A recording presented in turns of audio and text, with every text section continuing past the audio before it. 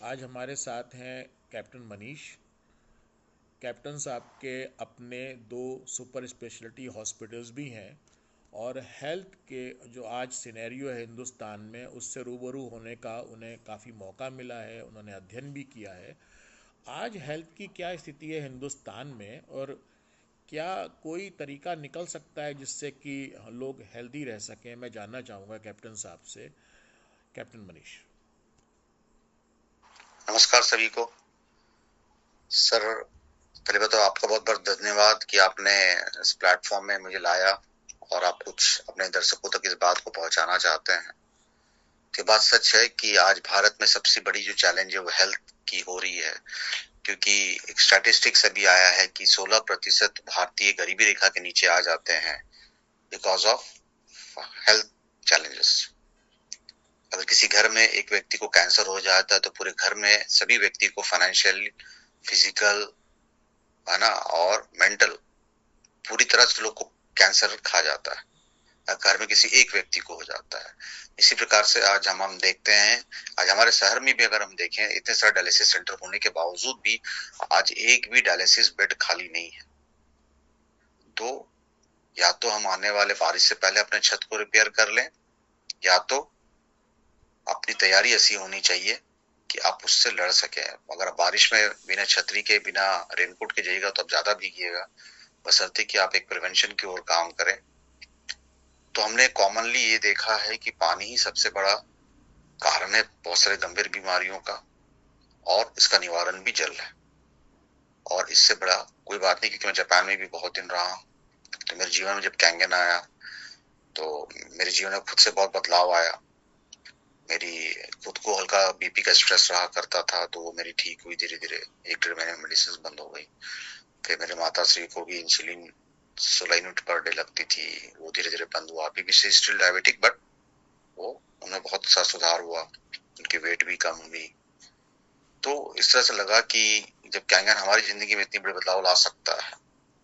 और फिर मैंने देखा ये कि चूंकि प्रीमियम डिवाइस है, मुझे शर्म आता था किसी को बताने में, लेकिन फिर मेरे से एक सब्जी बेचने वाला, पेपर बेचने वाले ने जब मशीन लगाई, लोअर मिडिल क्लास फैमिली के कुछ लोगों ने मशीन लगाई, तो मेरा माइंडसेट क्लियर हो गया कि ये सबको जरूरत है।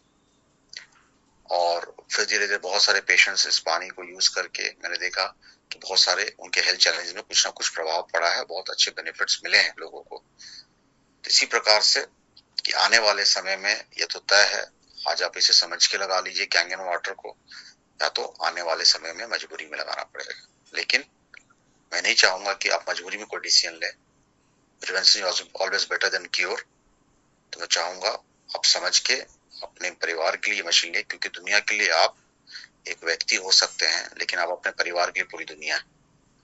और ये किसी सरकार की कोई जिम्मेवारी नहीं है अपने परिवार के प्रति हेल्थ का ध्यान रखना, बल्कि ये हमारी खुद की जिम्मेवारी है कि हम अपने परिवार का ध्यान रखें और उनके प्रति संवेदनशील रहें, कि उनकी हेल्थ को प्राथमिकता दें। क्योंकि अगर आपके पास हेल्थ है तो बाकी चीज आप जिंदगी में बहुत कुछ अचीव कर सकते हैं। अगर यही सबसे बड़ा चैलेंज आपके पास आ गया तो आप कुछ नहीं अचीव कर सकते हैं। लेकिन दुर्गति इस बात की है कि लोग जब तक इस प्रॉब्लम में पड़ते नहीं है ना, तब तक लोग जागरूक नहीं होते। दुनिया का सबसे बड़ा बेड, महंगा बेड कहते हैं, आईसीयू का बेड होता है। और जिस दिन जो व्यक्ति वहां पहुंच जाता है ना, कल आप उसको जो बोलिए वो करेगा। लेकिन हो सकता है आज बहुत सारे लोग अब धीरे धीरे हेल्थ के प्रति बहुत अवेयरनेस रखते हैं, और रखना भी चाहिए।